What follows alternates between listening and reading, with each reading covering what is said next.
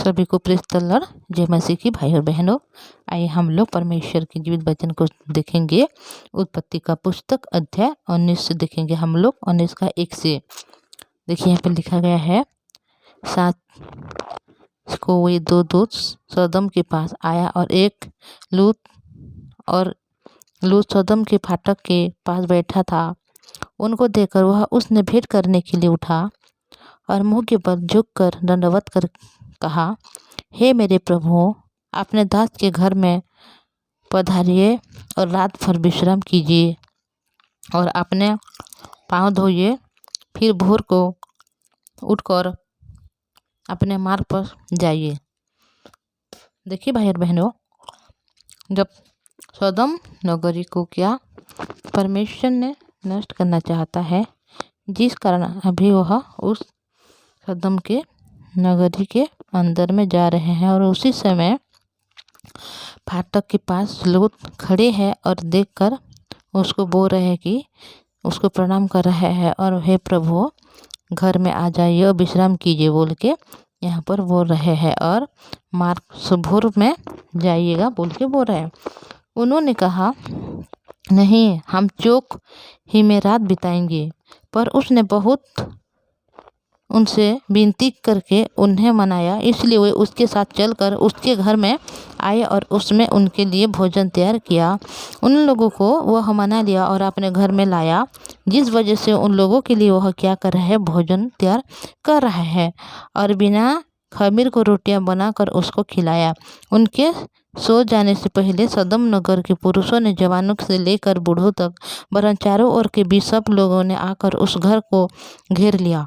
देखिए, यहाँ पर इस बारे में उस सदम नगरी वासी में जितने भी मनुष्य हैं, हर एक, क्या बूढ़े क्या जवान, हर एक को इसके बारे में पता चल गया। सब लोग आकर क्या कर रहे हैं, जो लूत है उसके घर को घेर ले रहे हैं और लूत को पुकार कर कहने लगे हैं, जो पुरुष आज रात को तेरे पास आए हैं वो कहाँ है, उसको हमारे पास बाहर ले आ कि हम उसमें भोग करें। देखिए यहाँ पर क्या कर रहे हैं, उन लोग उस पुरुषों को बाहर निकालने के लिए बोल रहे हैं ताकि उनके साथ क्या कर सकें, उन लोग भोग कर सकें।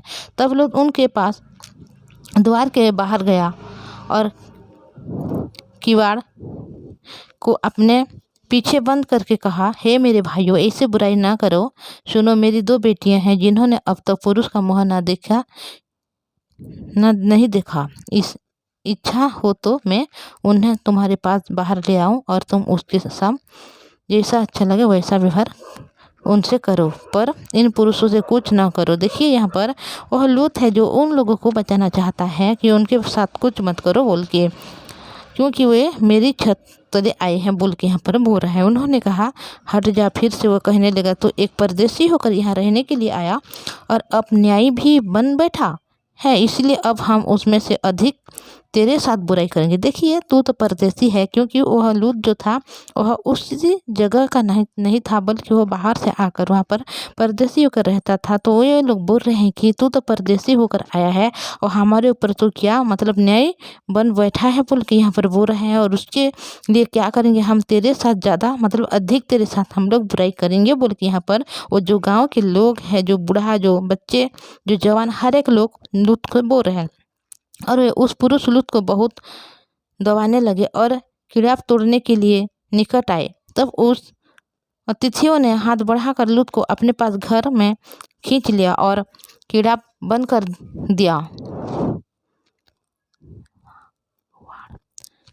और उन्होंने क्या छोटे क्या बड़े सब पुरुष जो घर के द्वार पर थे अंधा कर दिया। तब वह द्वार को टटोलते थक गए। देखिए भाई और बहनों, जब इस वचन को हम देखते हैं यहाँ पर कि परमेश्वर की जो जन है और सदम जो नगरी है उसमें उन लोग देखने के लिए आए हैं कि उस नगरी में कितना मतलब पाप बढ़ गया है और दुष्टता कितनी बढ़ गई है। तो वह आकर जब लूत को देख रहे हैं, लूत उन लोगों को देख रहे हैं, तो लूत उनको बुला लिया कि मेरे घर में आकर क्या करें, आप लोग भजन करें और विश्राम करें और सुबह यहाँ से जाएं। तब उसी समय उस जो नगरी, जो पापी नगरी थी, जो दुष्ट लोग बहुत ज़्यादा रहते थे, क्या जवान क्या बूढ़ा, हर एक लोग आकर उन लोगों के साथ भोग करना चाहते हैं और उन लोगों को मतलब ऐसे करना चाहते हैं कि उस समय पुरुष के साथ मतलब भोग कर रहे थे। तो वह जो लूत है वह बोल रहे कि मेरी 2 बेटी हैं, कभी उन लोगों ने किसी पुरुष के मुँह भी नहीं देखी हैं। तो आप को जैसा लगे उसके साथ करो, पर उनके साथ मत करो क्योंकि उन लोग मेरे छत के नीचे आए हैं। पर उन लोगों ने उन लोगों की बात को नहीं सुन रहा है। तो उसी समय उन परदेसी में होकर रह रहा है लूत, तो उसको उन लोग तेरे को दंड देंगे बोल के उनको बोल रहे हैं। तो उसी समय जो अतिथियों ने है उन लोग को अंदर में खींच कर ले जा रहे हैं और अपने जो दरवाज़ा है उसको बंद कर रहे हैं।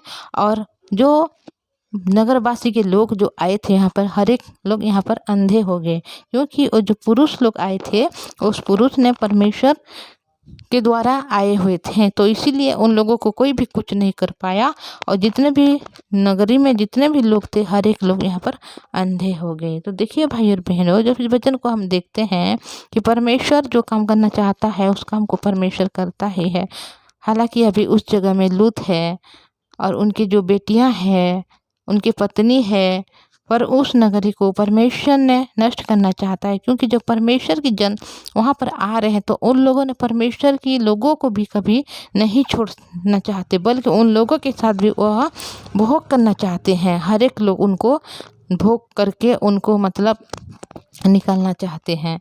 तो ये वचन जब हम देखते हैं कि यहाँ पर पहले जो मनुष्य था तो वह पुरुष के साथ भी भोग कर रहे थे और उन लोग उनके साथ मतलब जो कुव्यवहार कर रहे थे, तो उसको बचाने के लिए लूत भी ये काम कर रहा है। तो थोड़े थोड़े करके हम हर एक वचन को देखेंगे भाई और बहनों, क्योंकि ये वचन परमेश्वर की जीवित वचन है। ये वचन के द्वारा हमें हर एक विषय को जानकारी मिलता है, जो सच्चाई है जो दुनिया में चल रहा है हर एक विषय को हम इस वचन से जानते हैं।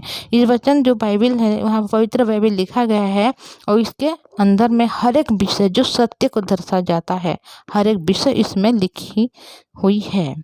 हम लोग जब इस वचन को देखते हैं तो सत्य को ही देखते हैं। ये बाइबल ऐसा है भाई और बहनों कि ये सिर्फ अच्छी अच्छी बात नहीं लिखा, बल्कि जब मनुष्य अपने जो जन्म होकर जब मृत्यु के समय तक जितना भी काम करता है, मतलब अपने जीवन व्यतीत करने के लिए जो भी चाहिए जो भी करता है, मतलब इस सारा जगत के लोग जो भी जैसे भी कर रहे हैं हर एक के विषय में यहाँ पर बताई गई है। इसीलिए इस वचन के द्वारा हम लोग को हर एक विषय की जानकारी मिलती है कि अपने जीवन में कैसे व्यतीत करें, अपने जीवन को कैसे जिएं और किस प्रकार हम अपने जीवन को जी सकें, उस सत्य को कैसे जाने, हर एक विषय इसमें लिखा है। अगर इस वचन को एक बार हम लोग जान लें परमेश्वर के अनुग्रह को पाकर, तो हम सत्य को जान सकते हैं और वही सत्य हमें क्या कर सकता है, स्वतंत्र कर सकता है। तो मैं इतना बोलूँगी भाई और बहनों, आइए हम लोग प्रार्थना करेंगे। पवित्र परमेश्वर पिता जी, धन्यवाद करते हूँ, आपने दया किया, अनुग्रह किया, आशीष किया प्रभु, आपके चरणों में आप में बुलाए प्रभु, इसलिए धन्यवाद करती हूँ। पवित्र परमेश्वर पिताजी, हम ऐसे मनुष्य हैं प्रभु कि हम कभी भी पिता परमेश्वर अच्छी काम नहीं कर सकते, क्योंकि हमारे हृदय में हमेशा बुरा ही भरा हुआ है प्रभु। हमारे भीतर में पिता कोई भी अच्छी वस्तु वास नहीं करता पवित्र परमेश्वर पिता, और आप जानते हैं प्रभु इसके बारे में। और आपने पिता हर एक जो अशुद्ध वस्तु है पिता हर एक को निकाल कर पिता अपनी जो लहू से हमें धोकर हमें आपने पवित्र कर चुके हैं प्रभु। इस बात को पर हम विश्वास नहीं कर सकते, आशीष कीजिए, अनुग्रह दीजिए, हमारे हृदय में आपकी जो जीवित वचन है उस विश्वास को स्थापित कीजिए प्रभु, ताकि पिता हम लोग भी इस वचन को रिसीव करने वाले बने। पवित्र परमेश्वर पिताजी, आज हम जो देखते हैं पिता परमेश्वर आपके जीवित वचन में से प्रभु कि किस प्रकार जो मनुष्य लोगों जो नगरवासी जो सदम के थे उन लोगों ने जो लोग परमेश्वर के लोगों को भी नहीं छोड़ रहे हैं, यहाँ पर कितना दुष्ट है कितना पापी है। पर पवित्र परमेश्वर पिताजी, आप हमें दया करने वाला परमेश्वर है। हमारे जो भाई और बहन वचन को सुन रहे हर एक को आशीष अनुग्रह दीजिए प्रभु, जो वचन सुन रहे आशीष दीजिए, उनके हर एक काम को आप सफल कीजिए। जो नौकरी कर रहा है पिता, जिसके पास कोई काम नहीं पिता, हर एक को आशीष दीजिए, ताकि पिता आगे समय पिता आपके जीवित वचन को सुने। उन लोग पिता परमेश्वर आपने दुनिया में भेजा पिता, अपने रूप अपने समानता से उन लोगों को बनाया है प्रभु, उन सबों को आशीष कीजिए, ताकि हर एक लोग पिता आपके निकट में आकर आपकी अनुग्रह को पाकर आपकी लहू को पिता रिसीव करने वाले बने, उद्धार को पाकर पिता स्वर्ग राज्य की बारिश होने वाले बने प्रभु, आपकी जीवित वचन को विश्वास करने वाले बने। पवित्र परमेश्वर पिताजी, आपने अपने एक लौटे पुत्र को भेजा, मनुष्य से आपने इतना प्रेम किया प्रभु, और पिता हर एक मनुष्य को आप बचाना चाहते हैं प्रभु, आप बचा लिया है, इसीलिए धन्यवाद करते हूँ। हमारे भाई बहन अगर कोई रोगी है, दुखी है, पीड़ित है प्रभु, उन सबों को आप छुटकारा दीजिए, चंगे दीजिए। पवित्र परमेश्वर पिता, इस समय जो एग्जाम के समय भी आ रहा है आशीष दीजिए। जो भाई बहन पढ़ रहे हैं पिता, हर एक को दया दीजिए प्रभु, उनके हृदय मन को खोलिए, ताकि जो पढ़ाई कर रहे हैं अपने हृदय में रख कर प्रभु अच्छी तरह से वो एग्जाम में भी देने वाले बने।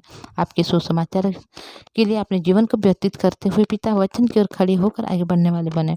पवित्र परमेश्वर पिताजी, आपने हमारे हर प्रार्थना को सुना है, इसीलिए धन्यवाद करते हूँ। प्रार्थना प्रभु यीशु मसीह के नाम से मांगते हूँ, आमीन।